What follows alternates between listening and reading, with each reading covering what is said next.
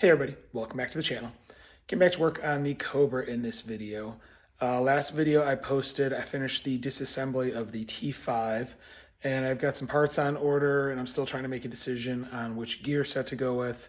So this video, I'm actually going to go ahead, get under the car, get the clutch and flywheel removed, and then start inspecting the back of the engine because I do have an oil leak coming from the back and I'm not sure if it's the oil pan, the rear main, the oil galley plugs that are up around the camshaft, somewhere in that area. So need to get all assembled, figure it out, because that is all something that is going to need to be resolved before the transmission goes back in. So that being said, I'm going to get the camera turned around and get under the car and start taking parts off of the back of the engine.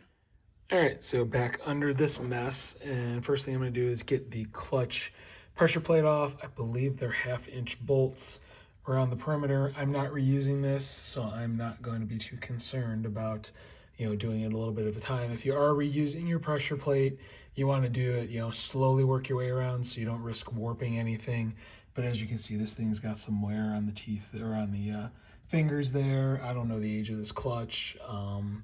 And I'm going to be replacing it anyway. I also do have a new flywheel on order, but I will get into that more down the road. So yeah, I'm going to get this clutch off, and then I'll be back once the pressure plate's removed. All right, so just to confirm, they were 1/2-inch bolts, so you will need a 1/2-inch socket to remove these. And here you can see the pressure plate and clutch removed from the car. Yeah, this definitely needed replacing. I mean, I'm sure part of the issues are because there's an oil leak and it's been probably contaminating the disc somewhat. But yeah, as soon as I started touching the bolts, I was having clutch material, fibers, and pieces rain down on me. From the side, thickness-wise, doesn't look terrible.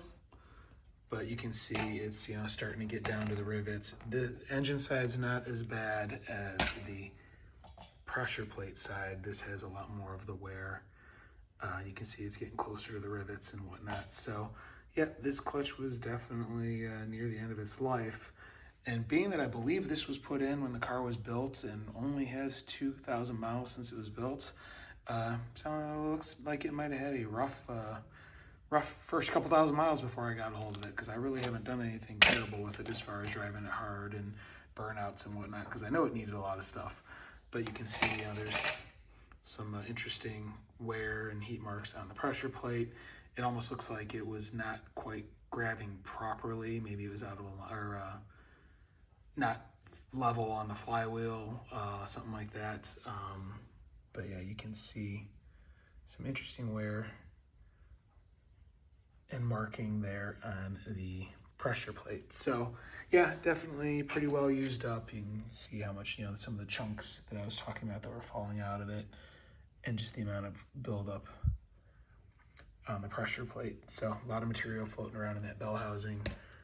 This is definitely done and ready to be replaced. So I'm gonna get under the car and work on getting the flywheel removed. All right, back under the car, getting ready to remove the flywheel. Just kind of wanted to show you what I'm doing to keep it from moving. Just have a long breaker bar, or a long pry bar, 2 of the old pressure plate bolts put in. I mean, keep in mind, if you're reusing your pressure plate and reusing your pressure plate bolts, you could bend them or damage things doing it this way. I am not reusing either, so I'm not as concerned about it. So, use this method at your own risk. But you're going to need to remove those 6 3/4 bolts to get the flywheel off of the crankshaft. So I'm going to go ahead and start loosening those up and get the flywheel removed. And there you have it, one flywheel removed. Same thing, I mean, you can definitely see some scoring marks on it and some other interesting wear patterns. So yeah, I mean, it's don't know, again, the history of this car. It's definitely due to be replaced. Removing it, like I said, the 6 3/4 bolts, make sure you have a good grip on it. I normally take 5 out, leave 1 snug, and then, either yourself or have somebody help you hold it, because this thing is not light. I think it's like 30 pounds-ish or so, but you don't want that coming down on you. So definitely just be careful removing it. And you can see the back side as well. You know, it doesn't look like there's a ton of oil on it, but there's definitely some. And you can see, you know, there's the counterweight because this should be a 50-ounce motor because it's an 88, so I don't think it's ever been into a machine shop. So keep that in mind, you know, with the engine you're working on, if it does need a counterbalance or not. This one does. So if you order a new flywheel, make sure you get one that has the right weight. So anyway, I'm going to get this put off to the side, get back under the car, and take off the spacer plate and start looking at the back of the engine. All right, back under the car, and if yours hasn't already, this little spacer plate should just come right off. All it should be hanging up on is the 2 dowel pins. So just a little lift on it, and boom, that's removed. And now we can start seeing what our culprit is as far as our leak goes. Looking up here, it looks like those plugs are like new and there's no sign of oil there. Coming down, I am thinking bing, bing, bing, we have a rear main that's got a little bit of weepage, and that is the problem. I mean, it's wet all in there. Yeah, it's hard to say. I mean, it could be rear main, it could be, that could just be, you know, some run out. No, I mean, it could be from the lip of the oil pan, but I'm thinking rear main, just an ever so slight leak. The bolts were all dry because I can't remember if this engine they go through or not. I think they do. Yeah, you can see looking through the holes that those are.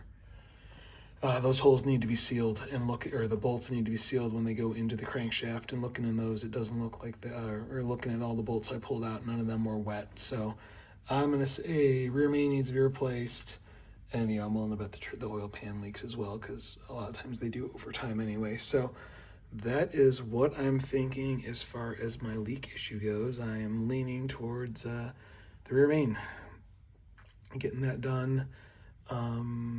Yeah, so that seems to be something I need to replace, especially since I'm in here anyway. I'll be ordering a new rear main seal, and I'll still end up doing the oil pan anyway, but at least I know it's not anything up top. That all looks good and dry as far as galley plugs and the freeze plug at the end of the camshaft. So that's the glob of sealant I pulled off of each side of the rear main area and oil pan area right there. That seriously looks like clear, bathroom silicone. It doesn't look like anything automotive. It was pretty squishy. I'm almost wondering if somebody knew that this thing was leaking and maybe the pan's been off trying to fix the leak and they weren't able to do it at a previous time. But yeah, I've been kind of poking around trying to get as close as I can on things. And yeah, I'm thinking it's probably majority pan, but I'll still replace the rear main because it does look a little wet there on the bottom, like maybe it was weeping ever so slightly. So anyway, just want to do that quick follow-up after I've been sitting here messing around with things. You can see the oil trail down the pan, and obviously that spacer plate is completely covered as well. And here's the engine side of that spacer plate, just to kind of also do a little investigating and validating. There's no sign of oil up here at the top, running down where the cylinder heads would be bolted on, because sometimes they can leak at the intake manifold where it meets the cylinder head if you don't put enough silicone there, or caulk there, or not caulk, sealer, sorry. But yeah, there's no sign of oil up here. It is all more down here. So this looks like it's just been coming from this area. Again, I'm leaning mostly towards oil pan, and just kind of spread its way out and just slowly worked its way as oil tends to do, especially with air passing over it under the vehicles. So yeah, that pretty much tells the story. So definitely looks like I need an oil pan gasket. Definitely looks like I'm going to replace in the rear main while I'm in here, and hopefully take care of this oil leak. All right, well, that is where I'm going to end this one. I know it was kind of short, but it was something that needed to be done, and this is the holiday weekend, so I'm kind of pressed for time.